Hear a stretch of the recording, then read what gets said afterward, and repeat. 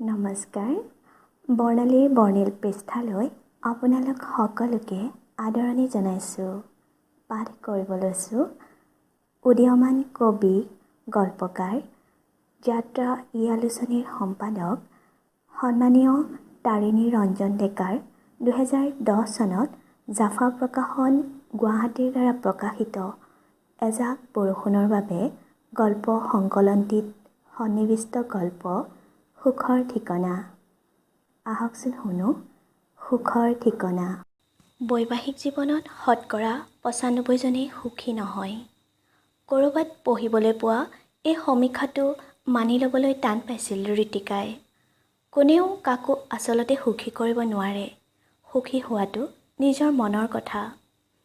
নিজকে সুখী মানুহ ৰূপত গঢ়িবলৈ যিখিনি কৰা দৰকাৰ সেইখিনি নিয়মিতভাৱে মনত ৰাখি জীৱনৰ বাটত খোজ পেলালে নিশ্চয় এই সমীক্ষাটো ভ্ৰান্ত বুলি প্ৰত্যয় নিয়াব পৰা যাব। তেতিয়া এনেদৰেই ভাবিছিল তাই। নিজকে জীৱনত সুখী কৰিবলৈ কিমানখিনি গ্ৰহণ আৰু ত্যাগ কৰা প্ৰয়োজন সেইখিনি কৰি যাব পাৰিলেই নিশ্চয় সুখী হ'ব পৰা যাব জীৱনত। এই ভাবিয়েই তাই খোজ দিবলৈ ওলাইছিল বৈবাহিক জীৱনত। তাই এই ভাবিয়েই নিজকে প্ৰত্যয় নিয়াব পাৰিছিল যুগ্ম জীৱনত তাই যিজনৰ সৈতে একাত্ম হ'ব বিচাৰিছে তাত তাইৰ নিশ্চয় ভুল হোৱা নাই। অৱশ্যে তাই জানিছিল বৈবাহিক জীৱনত সুখী হ'বলৈ পতি পত্নী দুয়োজনৰে পাৰস্পৰিক সহযোগ তথা সহাৱস্থানৰ প্ৰয়োজন আছে। ঋতিকা দৃঢ় হৈছিল মঞ্জুলৰ পৰা তাই সেই সহযোগ পাব, কিয়নো মঞ্জুলক তাই ভালকৈয়ে বুজিছিল। নুবুজাৰ প্ৰশ্নই নুঠে। সম্পূৰ্ণ 5টা বছৰে যাৰ ছাঁৰ দৰে তাই ঘূৰিছে, যিয়ে তাইৰ সমস্ত সত্তা আৱৰি আছে নিবিড়ভাৱে, সেইজনৰ ওপৰত ইমান বিশ্বাস, ইমান সততা থকাৰ পিছতো যে তাই কেতিয়াবা অসুখী হ'ব, সেয়া সপোনৰো অগোচৰ আছিল। জীৱন আচলতে এনেকুৱাই। জীৱনৰ আকাংক্ষিত স্বপ্ন সদায় বাস্তৱত ৰহ হিচাপেই ধৰা দিয়ে। যিটো বিচৰা যায় সেইটো পোৱা নাযায় আৰু নিবিচৰাটোহে আহি ধৰা দিয়েহি বাস্তৱত। যিটো এতিয়া তাইৰ হৈছে, এৰা হোৱাটো স্বাভাৱিক। জীৱনত বিচৰা ধৰণে সকলোবোৰ পালেতো অসুখী, অভাৱ এই শব্দবোৰৰ অনুভৱেই নহ'লহেঁতেন কেতিয়াও। জীৱন চালিত হয় সময়ৰ নিৰ্দেশত আৰু সময়ে আনি দিয়ে জীৱনৰ গতি। সময়ৰ প্ৰৰোচনাত জীৱনৰ গতি কেতিয়া কোন দিশে ঘূৰে সেয়া কোনেও ক'ব নোৱাৰে। ক'ব পাৰিলেতো কথাই নাছিল। এনে হ'ব বুলি জনা হ'লে ঋতিকাই এই বান্ধোনৰ মাজত কেতিয়াও নোসোমালেহেঁতেন। কেৱল ঋতিকাই নে? সকলোৱে। তেনেহ'লে জীৱনৰ অৰ্থই বা থাকিলহেঁতেন ক'ত? এৰা জীৱনৰ অৰ্থ এতিয়া ঋতিকাই বিচাৰি হাবাথুৰি খাইছে। যৌৱনৰ দুৱাৰদলিতে কৰা সুখী জীৱনৰ স্বপ্ন যেতিয়া বাস্তৱত মৰীচিকা হৈ ধৰা দিলে, তেতিয়া কেৱল অকণমান সুখৰ ঠিকনা বিচাৰিয়েইতো তাই গুচি আহিছিল ইয়ালৈ। ভাবিছিল সাংসাৰিক বান্ধোনত ককবকাই থাকি আকাংক্ষিত সুখৰ স্বপ্ন খেদি ভাগৰি পৰা ঋতিকাই এই বান্ধোনৰ পৰা নিজকে মুক্ত কৰি সুখী হ'ব পাৰিব। অকলেই জীৱনক উপলব্ধি কৰি সুখী হ'ব। তেতিয়া তাই উপলব্ধি কৰিছিল, এৰা ক'ৰবাত পঢ়িবলৈ পোৱা এই সমীক্ষাটো আচলতে নিৰ্ভুল। বৈবাহিক জীৱনত সঁচাকৈ শতকৰা 95 কিয় হয়তো 99 জনেই আচলতে সুখী নহয়। বহুতে হয়তো সুখী হোৱাৰ অভিনয়েৰেহে বৰ্তি থাকে সামাজিক দৃষ্টিত। যিদৰে যোৱা 2টা বছৰে আছিল তাই। কিন্তু এনে মিছা অভিনয় কৰি জীয়াই থকাৰ পক্ষপাতি কেতিয়াও নহয় ঋতিকা। সেয়ে তাই গুচি আহিছিল মঞ্জুলৰ ওচৰৰ পৰা। কিন্তু ক'তা এতিয়া জানো অকলশৰীয়াভাৱে জীৱন যাপন কৰি তাই বিচাৰি পাইছে সুখৰ ঠিকনা? প্ৰতি মুহূৰ্ত কেৱল চাতি ফুটি জ্বলিছে। এই মুহূৰ্তত তাই উপলব্ধি কৰিব পাৰিছে আচলতে এই নিঃসংগতাৰ মাজতো শান্তি নাই। তেনেহ'লে সুখৰ উৎসৱ আৰু ক'ত? জীৱনত কি সুখ বোলা বস্তু এটা নায়েই নেকি? দুখৰ মাজতে সুখৰ ঠিকনা বুলি চিঞৰি ফুৰাসকলে বাৰু বুজেনে সুখ আচলতে কেনেকুৱা অনুভৱ? নাই, সুখৰ অনুভৱ আচলতে নায়েই কিজানি। পৰিতৃপ্তি, পূৰ্ণতা, এৰা যদি সেয়াই সুখৰ অন্য নাম হয়, তেনেহ'লেতো মঞ্জুলৰ সৈতে কটোৱা মুহূৰ্তত তাই লাভ কৰিছিল এক পৰিতৃপ্তি, পূৰ্ণতা, যিখিনি এই অকলশৰীয়া জীৱনত তাই পোৱা নাই। তেনেহ'লে তাইৰ সিদ্ধান্ত কি ভুল আছিল? এনেতে ফোনটো বাজি উঠাত সম্বিত ঘূৰি আহিল ঋতিকাৰ। অনিচ্ছা সত্ত্বেও তাই বিচনাৰ পৰা নামি আহিল। বাহিৰত বৰষুণৰ ৰিমঝিম শব্দ। তাৰমানে কি বৰষুণ দিছে? কেতিয়াৰ পৰা? তাই অফিচৰ পৰা আহি ঘৰ সোমাই বিচনাত পৰালৈকেতো বৰষুণৰ কোনো উমঘামেই নাছিল। হয়, বাৰিষাৰ বতৰৰ এই ৰং দেখি আশ্চৰ্য জাগে ঋতিকাৰ। হঠাৎ কি পৰিৱৰ্তন! অলপ আগতে টিং টিঙীয়া ৰ'দৰ তাপত অতিষ্ঠ হৈ তাই ঘামি জামি আহি ঘৰ সোমাইছিলহি। অথচ এতিয়া বৰষুণৰ কি অপূৰ্ব শীতলতা! ক্ৰিং ক্ৰিংকৈ কৰ্কশভাৱে বাজি থকা টেলিফোনটোলৈ তাইৰ বিৰক্তি উপজিল। এটা আপদীয়া সম্পদ এই টেলিফোনটো। সময় নাই, অসময় নাই, মাত্ৰ বাজিব। অকণো শান্তিৰে অৱসৰ ল'বলৈ নিদিয়ে। মনতে ভোৰ ভৰাই ঋতিকাই ৰিচিভাৰটো কাণৰ কাষত লৈ লাহেকৈ উচ্চাৰিলে, হেল্ল', ঋতি, কি হ'ল? তুমি 2 বজাতে অহাৰ কথা আছিল। এতিয়া 3 বাজি গ'ল, অথচ দেখা দেখি নাই। মই ৰৈ আছোঁ তোমাৰ বাবে। তাই বুজিলে এয়া অঞ্জনৰ কণ্ঠ। তাইৰ তেতিয়াহে মনত পৰিল, অঞ্জনে আজি আবেলি তাইক শ্বপিং কৰিবলৈ লগ ধৰিছিল। কাইলৈ হেনো তাৰ বাৰ্থডে। এটা পাৰ্টি এৰেঞ্জ কৰিছে। সেয়ে আজি শ্বপিং কৰিবহি। লগত তাই থাকিব লাগে। তাইও কথা দিছিল। কিন্তু নাই, ভাল লগা নাই আজি তাইৰ। মই যাব নোৱাৰিম অঞ্জন। কিয়?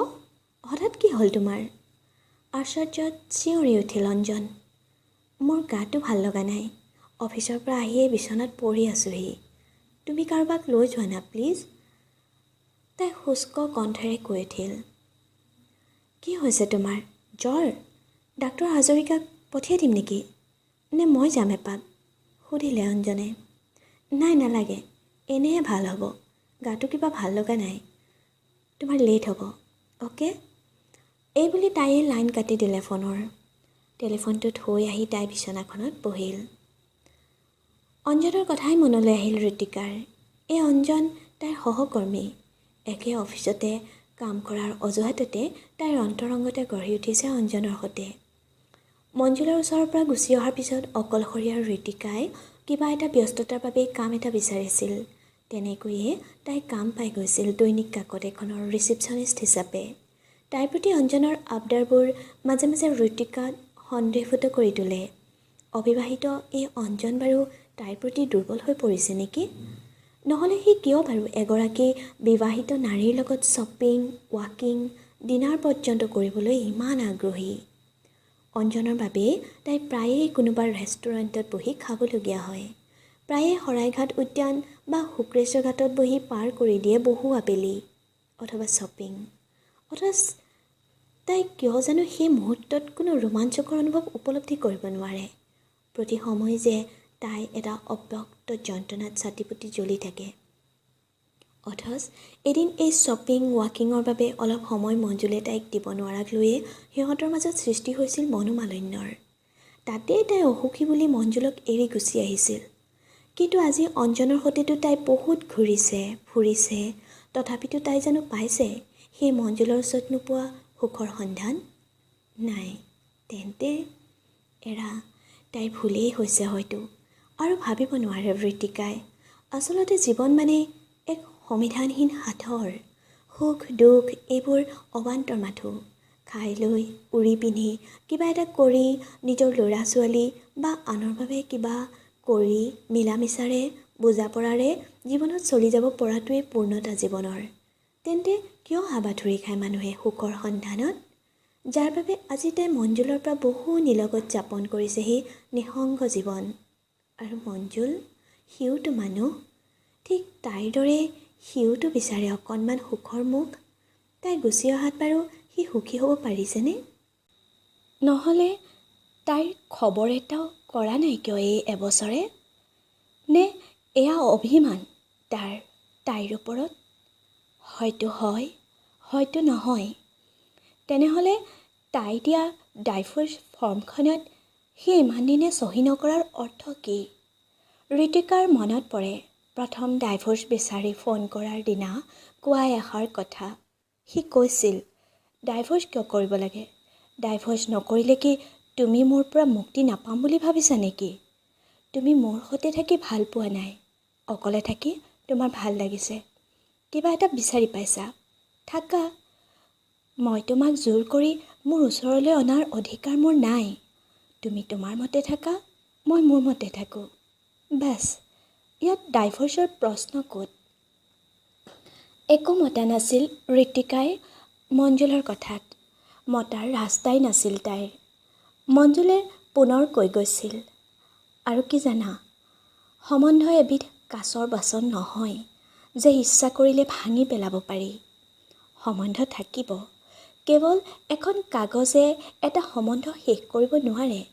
শেষ কৰিম বুলি ভাবিলেও আমৃত্যু মনৰ পৰা আঁতৰাব নোৱাৰিবা যে আমি এদিন সামাজিকভাৱে পতি পত্নীৰ সম্বন্ধেৰে বান্ধ খাইছিলোঁ, সেই কথা।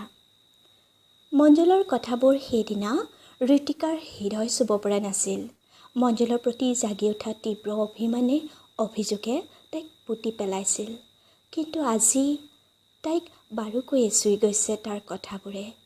এৰা, তাই কেতিয়াও মনৰ পৰা আঁতৰাব নোৱাৰিব মঞ্জুল এদিন তাইৰ গিৰিয়েক আছিল, সেই কথা। তাই আজি ভুক্তভোগী। অঞ্জনৰ মিঠা সান্নিধ্যয়ো আবদাৰেও তাইক এক মুহূৰ্তৰ বাবেও পাহৰিব নিদিয়ে সেই কথা, অতীতৰ স্মৃতিবোৰ। এৰা, কিমান যে মধুৰ আছিল সেই দিনবোৰ, অথচ ক'ত কেনেকৈ কেৰুণ লাগিল তাই ততেই ধৰিব নোৱাৰিলে। জীৱন বাটৰ কোনটো কেঁকুৰিত বাৰু ভুল হৈ গ'ল সিহঁতৰ? সকলোতো ঠিকেই আছিল। মঞ্জুলকো তাই ভালদৰেই জানিছিল। কিন্তু সেইজন মঞ্জুলৰ ওপৰত কিয় জাগিছিল তাইৰ এই তীব্ৰ বৈৰাগ্য, যাৰ বাবে ঋতিকাৰ মনত কোবাই যায় কথাবোৰ, স্মৃতিবোৰে। মঞ্জুলৰ প্ৰতিচ্ছবি জিলমিলাই উঠে তাইৰ দুচকুৰ ৰেটিনাত। মঞ্জুলৰ এটা বৰ বেয়া স্বভাৱ আছিল, যিটোৱে শেষত সিহঁতৰ সংসাৰৰ কাল হ'ল। স্বভাৱ মানে ঠিক স্বভাৱ নহয়, একাগ্ৰতা, নিষ্ঠা। যিকোনো কাম এটাত ব্যস্ত থাকিলে চৌদিশৰ একোলৈকে ভ্ৰক্ষেপ নাথাকে তাৰ। কামৰ ব্যস্ততাৰ বাবে অকণমান অৱসৰ সময় উলিয়াই ল'ব নোৱাৰা বুলি খেদ কৰা মঞ্জুলে কিন্তু হাতত কাম আহি পৰিলে কামটোৰ বাহিৰে আন সকলো কথাকে তুচ্ছ কৰি তুলিছিল। পাহৰি গৈছিল ক্ষন্তেক আগতে নিজৰ মনলৈকে যে আহিছিল সেই ভাৱটো। নিজৰ মনৰ জগতখনৰ মাজত ক্ষন্তেক সময় অকলশৰে কটাব নোৱাৰোঁ বুলি হোৱা অনুভৱ। অৱশ্যে তাৰ বাবে সি হা-হুতাশো নকৰিছিল, যাৰ বাবে ঋতিকাই প্ৰায়েই তাইক সময় দিব নোৱাৰাৰ বাবে অভিযোগ তুলিছিল। সময় বুলি ক'লে এইটো নহয় যে হোৱাই নোহোৱাই তাই মঞ্জুলক ওচৰত বিচাৰিব, আৰু সেইখিনি সময় দিব নোৱাৰিলে ঋতিকাৰ খং উঠে, খুব জাগে। মাহটোৰ মূৰত মঞ্জুলক অকণমান লগ পাব খুজিলে সেইখিনি সময়ো যেতিয়া কথা দিয়া মতে সি দিব নোৱাৰে, তেতিয়া মঞ্জুল আচলতে তেনেকুৱাই। কিবা এটা কামত লাগিলে সেই কামটো একেবাৰতে শেষ কৰিব নোৱাৰালৈকে সি ক্ষান্ত নহয়। নিজৰ দায়িত্বৰ প্ৰতি অধিক সচেতন সি। এটা আন্তঃৰাষ্ট্ৰীয় প্ৰখ্যাত কোম্পানীৰ MD মঞ্জুলৰ কৰ্মৰ এনে একাগ্ৰতা, নিষ্ঠা আৰু নিজৰ পাৰদৰ্শিতাক লৈ প্ৰথমাৱস্থাত ঋতিকাই গৌৰৱ কৰিছিল। বহু ভাগ্যৰ মূৰতহে এনে ব্যক্তিক প্ৰেমিক বা লগৰী হিচাপে পোৱা যায়। মাজে মাজে যদিও তাই মঞ্জুলৰ সান্নিধ্য লাভৰ বাবে উদ্বাউল হৈও ব্যৰ্থ হৈছিল, তথাপি এই ভাবিয়েই তাই নিজকে প্ৰত্যয় নিয়াইছিল, মঞ্জুলৰ এনে একাগ্ৰতাই যে তাৰ উন্নতিৰ মূল ভেটি, সেয়া তাই বুজিছিল। সেয়ে প্ৰথমে অভিমান কৰিলেও পিছত তাই কৈছিল দুখী দুখী ভাৱত, তুমি যে ইমান ব্যস্ত নহয়, তোমাক কিবা এটা ক'লে সেই কোৱা কথাখিনি ৰাখিবৰ বাবে তুমি সময় অকণমান দিব লগা হ'লে মোৰ নিজকে দুখী দুখী যেন লাগে। কিন্তু কি কৰোঁ কোৱা, তোমাক নকৈ কাক ক'ম মই ক'বলগীয়াখিনি? কাৰ ওচৰত অভিমান কৰিম? মোৰোতো আৱেগ, অনুভূতি কিবা কিবি ক'বলগীয়া থাকে। সেয়েহে ওচৰত বিচাৰোঁ তোমাক, আৰু নাপালে খং উঠে। মঞ্জুলে একো নামাতে, হাঁহে, পিছত কয়, মই জানো তুমি এতিয়া কি ক'বা, খং কৰিব নালাগে, আজি মাফ কৰা না, প্লিজ। কথা দিলোঁ, কাইলৈ 7 বজাৰ ভিতৰত গৈ পাম।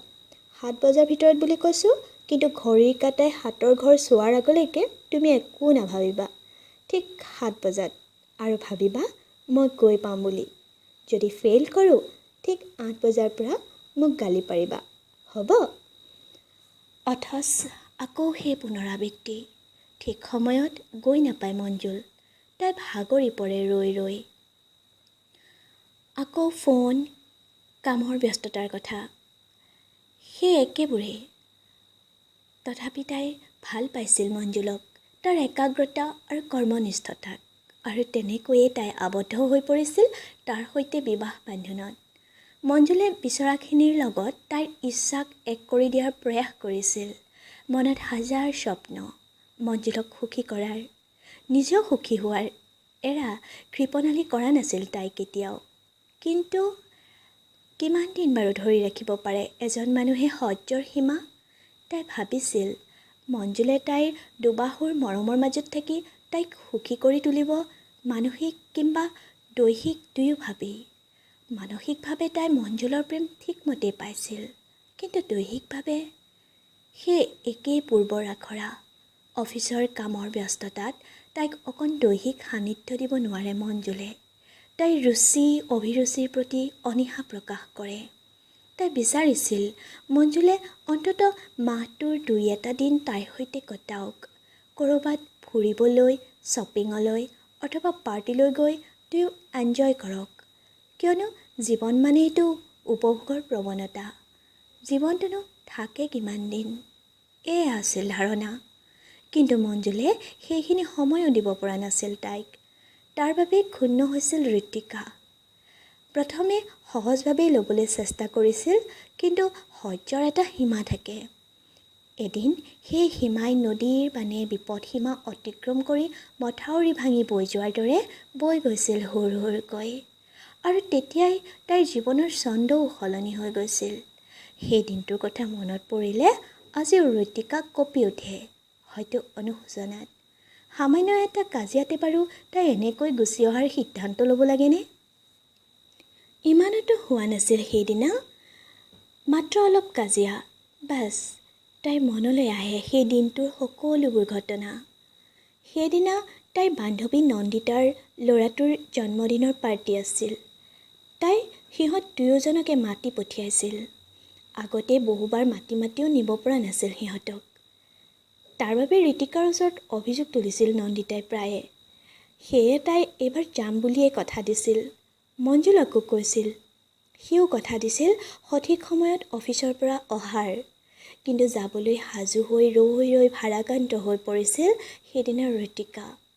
খং, অভিমান, লাজত একো নাই হৈ পৰিছিল তাই। নিশা একেবাৰে 11মান বজাতহে আহি ঘৰ সোমাইছিলহি মঞ্জুল। তাই তাক টান কথা শুনাইছিল। তথাপি মঞ্জুলে শান্তভাৱে কৈছিল, চোৱা ঋত্তি, দিল্লীৰ পৰা অহা ৰিপ্ৰেজেণ্টেটিভজনৰ সৈতে মই ইমান ব্যস্ত হ'ব লগা হ'ল যে, তদুপৰি এই ইনভাইটেশ্যনতকৈ মোৰ কামটোত মোৰ ভৱিষ্যত নিৰ্ভৰ কৰিছে। এনে নিমন্ত্ৰণ আজি নহয় আৰু পাম, কিন্তু মোৰ কোম্পানীৰ এই কামত অৱহেলা কৰিলে মোৰেই লোকচান। সেইদিনা ঋতিকাৰ কি হৈছিল জানো? একোৱে বুজা নাছিল। বুজিছিল যদিও নিজৰ মাতত অবিচলভাৱে লাগি আছিল। তাই বেয়াকৈ ককৰ্থনা কৰিছিল মঞ্জুলক। অৱশেষত হয়তো মঞ্জুলৰো সহ্যৰ সীমা পাৰ হৈ গৈছিল। সেয়ে সি চৰ এটা মাৰি দিছিল তাইৰ গালত। তাই বাঘিনীৰ দৰে ফোপাই উঠিছিল, আঘাত পাইছিল। আৰু সেই উত্তপ্ত অভিমান, খং তথা আত্মাভিমানতে তাই এই সিদ্ধান্তটো লৈ পেলাইছিল। ভুল শুদ্ধ বিচাৰ কৰিব পৰা মানসিকতা নাছিল সেই মুহূৰ্তত তাইৰ। আৰু তেনেদৰেই ৰাতিপুৱাই তাই গুচি আহিছিল একেবাৰে। হয়তো তাই কল্পনা কৰা সুখ মঞ্জুলৰ ওচৰত কোনোদিনে পোৱা নাই বুলি কৰি থকা অনুভৱৰ পৰিণতিতে তাই গুচি আহিছিল অকলেই, সুখৰ সন্ধানত, নিঃসংগ জীৱন যাপনৰ বাবে। কিন্তু আজি দুপৰীয়া মঞ্জুলক বহু দিনৰ মূৰত দেখা পোৱাৰ পিছত তাইৰ মনৰ চিন্তা পাকঘূৰণি খাইছে। তাই কাম কৰা পেপাৰ অফিচৰ পৰা ওলাই আহোঁতেই গেটখনৰ কাষতে মুখামুখি হৈছিল তাই মঞ্জুলৰ। সি হয়তো সিহঁতৰ কোম্পানীৰ কিবা এডভাৰটাইজমেণ্টৰ বাবে গৈছিল কাকত অফিচলৈ। মঞ্জুলক দেখি তাই থমকি ৰৈছিল। মঞ্জুলো ৰৈছিল কিছু সময়। মুখত এটা শব্দও ফুটা নাছিল। পিছ মুহূৰ্ততে নিজকে সংযত কৰি মঞ্জুল তাইক অতিক্ৰমি পাৰ হৈ গৈছিল বেগাবেগিকৈ। আৰু তাই কিন্তু একে ঠাইতে বহু সময় থৰ হৈ আছিল। আহোঁতে ওৰে ৰাস্তাই তাই মঞ্জুলৰ মুখৰ প্ৰতিচ্ছবিটো মনলৈ আনিবলৈ প্ৰয়াস কৰিছিল। তাই দেখিছিল স্পষ্টভাৱে। তাইক দেখাৰ লগে লগে মঞ্জুলৰ মুখৰ বৰণটো যেন সলনি হৈ কেহেৰাজ বৰণ লৈছিল, যেন পুলিচৰ সৈতে হঠাৎ মুখামুখি হোৱা এজন অপৰাধী। তাৰ মুখৰ সংকুচিত ৰেখাবোৰে আৰু পূৰ্বতকৈ অপৰিপাটি মানুহটোৰ অৱয়ৱে সেই মুহূৰ্তত ঋতিকাক বাৰুকৈ কঁপাই তুলিছিল। তাই বাৰু অপৰাধ কৰিছে নেকি? অন্যায় কৰিছে নেকি তাই মঞ্জুলৰ প্ৰতি? তাইৰ অনুপস্থিতিত সি যে তিল তিলকৈ শেষ হৈ যাব ধৰিছে, সেয়া তাই মঞ্জুলক দেখিয়ে বুজি উঠিছে। আগৰ সেই মঞ্জুলটো যেন সেইজন নহয়। কি আকাশ পাতাল পাৰ্থক্য। কিছু ক্ষীণাইছে, অপৰিপাটি পোছাক, বহুদিন ছেভ নকৰা দাড়ি আৰু মুখৰ ৰেখাবোৰ আগতকৈ বহুগুণে প্ৰকট হৈ উঠিছে। বয়সৰে দুখ নে? নাই, কিনো বয়স হৈছে মঞ্জুলৰ? হয়তো ৩৫ৰ ঘৰেই চুব পৰা নাই। তেনেহ'লে তাই বাৰু উচিত হৈছেনে? নিজে সুখৰ সন্ধানত ঘূৰি স্বাৰ্থপৰৰ দৰে তাইৰ ইমান আপোন সেই মানুহজনক এসাগৰ দুখত ডুবাই থৈ অহাটো? সেই অধিকাৰ ক'ত পালে তাই? আৰু তাইও জানো আজি পৰ্যন্ত বিচাৰি পালে সুখৰ ঠিকনা? কেৱলতো প্ৰতি মুহূৰ্তে পীড়িত হৈছে দুখৰ। তেনেহ'লে তাইৰ ভুল হোৱা নাইতো? এৰা, হয়তো ভুল হৈছে তাইৰ। তাইতো এতিয়া সম্পূৰ্ণকৈ বুজি উঠিছে সুখ আচলতে ক'তো নাই, সেই অসুখী বুলি ভবা বৈবাহিক বান্ধোনতো আৰু এই মুক্ত জীৱনতো। তেনেহ'লে হয়তো সেই বান্ধোনৰ মাজতে নিহিত হৈ আছে এই নিসংগতাৰ মাজত নোপোৱা পৰিতৃপ্তি, কিবা এক পূৰ্ণতা। তেনেহ'লে কিহৰ তাৰণা এয়া? তাই কি আকৌ উভতি যাব? নীলাজৰ কাম নহ'ব জানো? নাই, তাইৰ মনত পৰিল মঞ্জুলৰ কথাষাৰলৈ। সম্পৰ্ক ছিঙো বুলি ছিঙিব নোৱাৰি। তুমি মোৰ সৈতে থাকি বেয়া পাইছা, কথা নাই। তুমি তোমাৰ মতে থাকা, মোক মোৰ মতে থাকিবলৈ দিয়া। নাই, তাই আৰু নোৱাৰে। তাই উভতি যাব। অন্ততঃ তাই নিজৰ বাবে নহ'লেও মঞ্জুলৰ বাবে। তাই এনে কাৰ্যই মঞ্জুলকো যে কিমান পীড়িত কৰিছে। নিজে সুখী হওক নহওক, আনক সুখী কৰিব পৰাটোৱেইতো প্ৰকৃত সুখৰ অনুভৱ। কথাবোৰ ভাবি তাই এক সিদ্ধান্তত উপনীত হ'ল। তাই যাব। সেয়ে তাই সন্ধিয়া ওলাই গ'ল মঞ্জুলৰ ঘৰৰ পিনে। দুৱাৰত নক কৰাৰ কিছু সময় পিছতে মঞ্জুল ওলাই আহিল। তাইক দেখি সি কিছু ইতস্তত বোধ কৰিলে যদিও ক'লে, আহা। তাই ভিতৰ সোমাল। কোঠাটো অপাৰিপতি হৈ বিশৃংখল হৈ আছে। বেৰবোৰত মকৰাৰ জাল। তাইৰ দুখ লাগিল। নাই, এয়া অন্যায় হৈছে তাইৰ। ইমান কষ্ট তাই মঞ্জুলক দিব নালাগিছিল। ইমান ভালপোৱা মঞ্জুলৰ এই অৱস্থা আজি। তাইৰ দৌৰি গৈ তাৰ বুকুৰ মাজত সোমাই ক'বৰ মন গ'ল কান্দি কান্দি, মোক মাফ কৰি দিয়া মঞ্জুল, মোক পুনৰ আঁকোৱালি লোৱা প্লিজ। মই কি সহায় কৰিব পাৰোঁ তোমাক কোৱাচোন? মঞ্জুলৰ প্ৰশ্নত সম্বিত ঘূৰিল ঋতিকাৰ। কি ক'ব এতিয়া তাই? ক'ব নেকি মই আকৌ ঘূৰি আহিছোঁ মঞ্জুল, মই আৰু নোৱাৰোঁ, মোৰ ভুল হৈছিল? নাই, ইমান নীলাজৰ দৰে কেনেকৈ ক'ব তাই? ডাইভৰ্চ ফৰ্মখন নিবলৈ আহিছোঁ। নিজৰ অজ্ঞাতে ওলাই আহিল তাইৰ কথাষাৰ। কিন্তু তোমাক মই আগতেই কৈছোঁ, মই চহী কৰিব নোৱাৰোঁ। হোমৰ গুৰিৰ সত্যতাক মই ফাঁকি দিব নোৱাৰোঁ, তুমি যিয়েই নাভাবা। সি কিছু ৰুক্ষভাৱেই ক'লে কথাষাৰ। নালাগে চহী কৰিব, মাত্ৰ মোৰ ফৰ্মখন দিয়া, তাই ক'লে। মঞ্জুলে ড্ৰয়াৰ খুলি ফৰ্মখন উলিয়াই তাইক দিলে। তাই কিছু সময় ফৰ্মখনলৈ চাই, এবাৰ মঞ্জুললৈ চাই ফৰ্মখন ফালি টুকুৰা টুকুৰ কৰি পেলালে। মঞ্জুল হয়তো আচৰিত হ'ল। ক'লে, কিয় ফালিলা? এখন কাগজে এটা সম্বন্ধক শেষ কৰিব নোৱাৰে, তুমিয়ে দেখোন কৈছিলা। সেয়ে সুবিধা পাই ঋতিকাই সেই শৰপাত নিক্ষেপ কৰিলে, যাতে তাইৰ হৃদয়ৰ ভাষা মঞ্জুলে পঢ়িব পাৰে। এইবুলি তাই উভতি খোজ ল'লে। সম্বন্ধ কেৱল এটা সুখৰ উৎসযন্ত্ৰ বুলি ভবাও সেয়ে ভুল ৰীতি। শেষৰ ৰীতি শব্দটো বহু দিনৰ মূৰত মঞ্জুলৰ মুখত শুনি ঋতিকা হাহাকাৰ কৰি উঠিল। কি যে এক অনাবিল আৱেগ মিশ্ৰিত সেই শব্দ, যিটো মঞ্জুলৰ মুখত এবাৰ শুনাৰ বাবে তাই সদায় উদ্বাল হৈ আছিল। তাই থমকি ৰ'ল আৰু মঞ্জুললৈ কাতৰভাৱে চাই ক'লে, সেই ভুল মোৰ ভাগিছে। তেনেহ'লে পুনৰ কি কাগজখনৰ দৰে আকৌ ফালি থৈ যাবা মোৰ হৃদয়? মঞ্জুলৰ কাতৰ কণ্ঠৰ আৱেগ আৰু সহ্য কৰিব নোৱাৰিলে ঋতিকাই। তাই একেদৰে আহি মঞ্জুলৰ বুকুৰ মাজত সোমাই ভেকুৰি উঠিল আৰু থুকাথুকিকৈ মাতো কৈ গ'ল, সুখৰ ঠিকনাত দিশহাৰা হৈ ইমান দিনে ঘূৰি বুজিলোঁ মঞ্জুল, সুখ আচলতে ক'তোৱেই নাই। যদি আছে সেয়া পৰিতৃপ্তি, পূৰ্ণতা। সেই পূৰ্ণতা কেৱল তোমাৰ বুকুতহে আছে পোৱাৰ পৰিতৃপ্তিও। মঞ্জুলে একো নামাতিলে। তাৰ হাতখন ক্ৰমশঃ মাথো বান্ধ